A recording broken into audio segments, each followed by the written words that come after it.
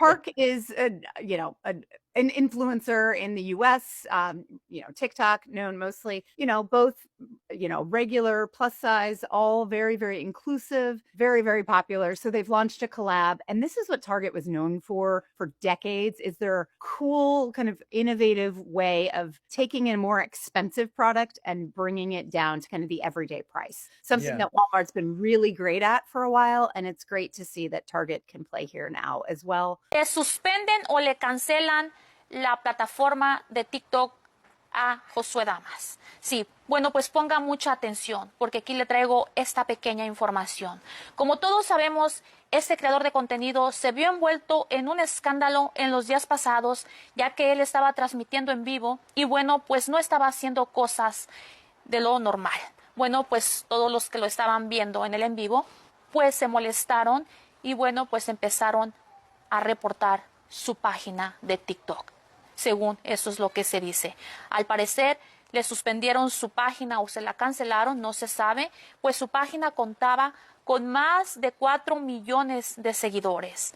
Así que pues que nos sirva de aprendizaje y saber muy bien lo que vamos a decir o lo que vamos a publicar en redes sociales. Yo le quiero leer en los comentarios y hasta la próxima. Cosas de lo normal.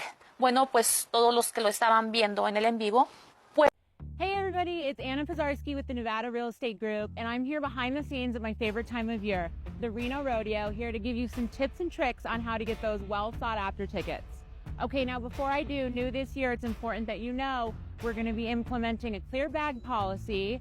Now parents, fear not, that doesn't include diaper bags, but otherwise all of your personal items must remain in a clear personal sized bag. Alrighty, now to get those tickets, option number 1 is going to be one of our 2 daily drops at 10 a.m. or 3 p.m. Now once those tickets go, they're gone, so make sure you're here on time at either one of those times daily. Option number 2 is a cool new VIP experience, the Dock Bar. There are going to be a private viewing of the rodeo, 2 drink tickets, and appetizers included in a Dock Bar ticket. Now fear not, if anything else, a purchase of a grounds ticket will also include a private viewing in our indoor arena of the rodeo. As well, the grounds ticket will include fair, food, and all of the extra fun here at the Reno Rodeo. So come rub some dirt on it and come hang out at the wildest, richest rodeo in the West.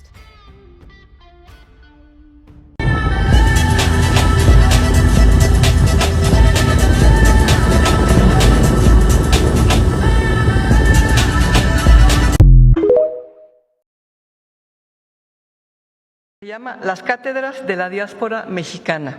Se trata de un programa orientado a fortalecer la vinculación entre investigadores e investigadoras mexicanos que desarrollan su trabajo en el extranjero y el Sistema Nacional de Ciencia, Humanidades, Tecnología e Innovación de nuestro país.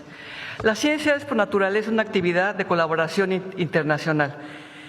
Fuera del país hay mexicanas y mexicanos que realizan investigaciones, desarrollan tecnología, imparten cátedra y lo hacen en laboratorios y universidades de gran prestigio internacional.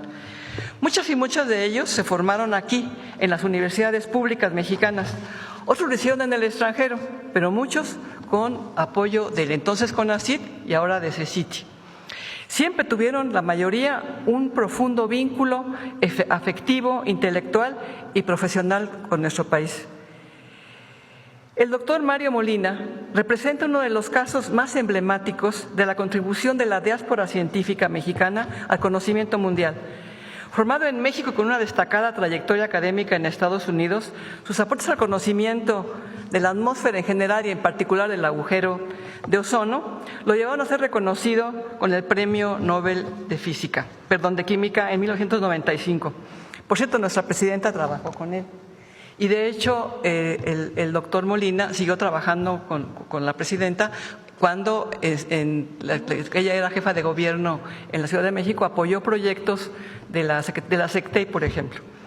Durante su trayectoria, Molina siempre mantuvo una estrecha vinculación con México, demostrando que la comunidad científica mexicana en el exterior puede contribuir no solo al avance del conocimiento global, sino también al fortalecimiento de las capacidades científicas y tecnológicas nacionales. Por eso, como nos indicó nuestra presidenta, este programa de cátedras forma parte de una estrategia de fortalecimiento de la cooperación internacional en ciencias, humanidades y desarrollo tecnológico. En lo que va del sexenio, las becas al extranjero aumentaron más del doble respecto a 2024 y estimamos otorgar este año 2,000 nuevas becas en la convocatoria del 2026.